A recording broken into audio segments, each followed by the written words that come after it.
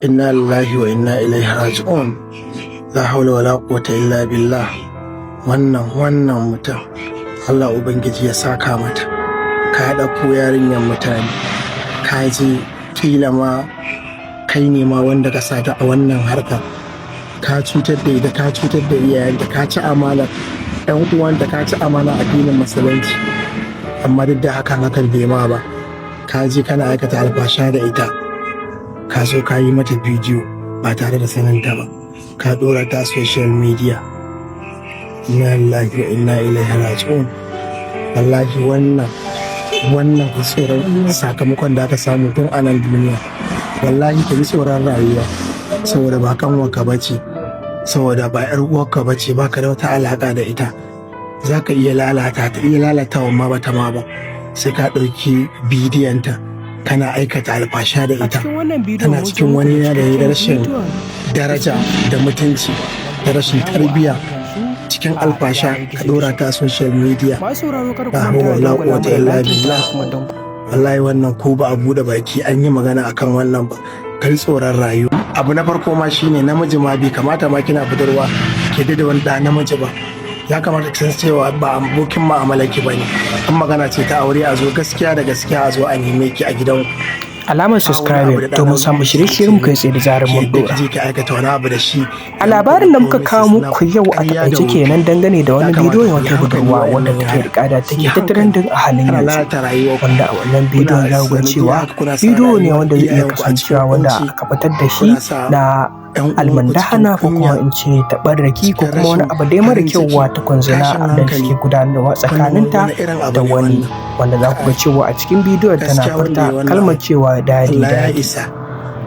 Duk da cewa a lokacin a shafukan sada zumunta wasu na ganin cewa ko kuma suna ganin ko irin shiga dadi din nan ne wanda take riga da take mu'amala da shi, sai dai kuma kashi da karshe kuma an riga da an nemo asalin hoton shi wannan mutumin wanda yake riga da ya ɗauki bidiyon hotonta, sannan kuma yake riga da yake almandahana da ita tare da kuma ɗauka yi mata bidiyo, wanda ƙarshe muka riga da muka gano hotunan shi, sannan kuma muka gano asalin sunan shi tare da kuma dalilai da kuma ya saka yake riga da yake gudanar da waɗannan ayyukan marasa kyau.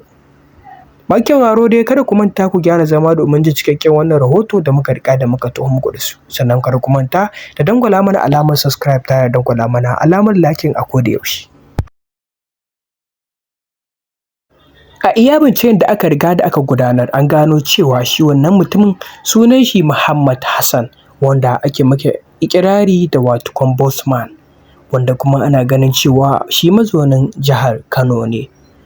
Da ƙarshe ita kuma a wannan yarinyar ana tabbatar da cewa akwai alamu wanda ya tabbatar da cewa ita 'yar jihar Kaduna ce, kamar yadda bincikenmu ya riga da ya bayar. Sai da kuma ba mu riga da mun fara nemo cikakken sunanta ba, ko kuma ba riga da za mu faɗi cikakken sunanta ba, duk da cewa mun riga da mun binciko kuma mun gano sunanta tare da kuma unguwarsu da take. To amma kuma dai shi dai wannan mutumin wanda ake kiran shi da Muhammad Hassan Bosman, shi dai ɗan asalin jihar Kano ne.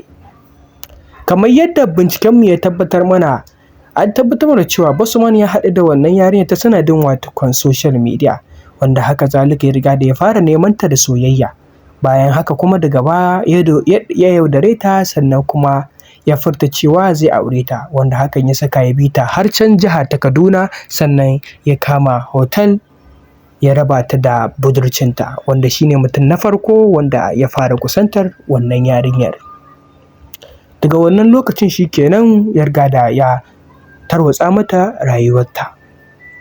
Bayan haka kuma duk da cewa wannan abun da ya mata shi kenan yarinyar ta riga ta watsar da shi ta ci gaba da al'amuranta, wanda ƙarshe ta riga da ta samu mijin aure.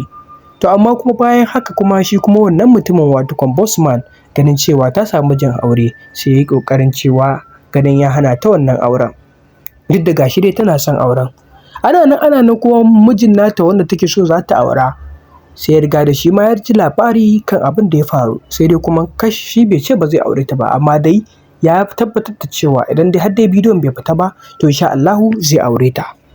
Sai dai kuma da ƙarshe kuma Bosman ya kasa yin haƙuri ganin haka cewa baya so yarinyar nan ta aure, ya saka ya zo ya saki wannan bidiyon, wanda A yadda bincikenmu ya tabbatar mana cewa shi kanshi bidiyon ba wai bidiyo ne wanda aka yi shi na kwanan nan ba. Bincike ya tabbatar da cewa bidiyon nan an yi shi wajen shekara guda da 'yan watanni da yin bidiyon.